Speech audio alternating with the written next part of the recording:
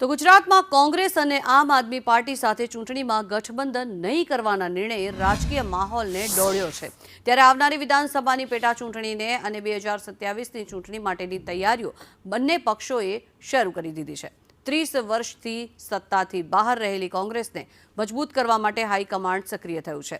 મૃતપ્રાય બનેલી કોંગ્રેસને નવી સંજીવની આપવા રાહુલ ગાંધીએ ગુજરાતની કમાન સંભાળી છે। તો બીજી તરફ આમ આદમી પાર્ટીએ પણ 250 ટીમોએ સંગઠન મજબૂત કરવા ગુજરાતમાં ધામા નાખ્યા। આગામી 3 વર્ષ માટે આમ આદમી પાર્ટીની 1250 ટીમો સંગઠન મજબૂત કરવા માટે મહેનત કરશે।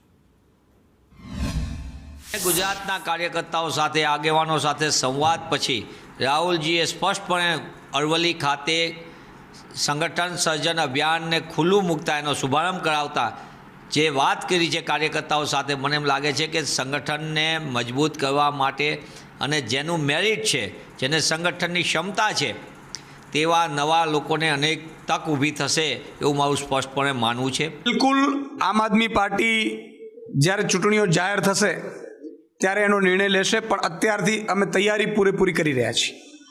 આમ આદમી પાર્ટી સ્થાનિક સ્વરાજ્યની ચૂંટણીમાં 9000 ઉમેદવારો શોધવાની પ્રક્રિયા આગામી ઓક્ટોબરથી કરશે। એમ તો અમારે ત્યાં પણ કોંગ્રેસના ઘણા આગેવાનો જોડાયા છે, ચાલ્યા રાખે છે।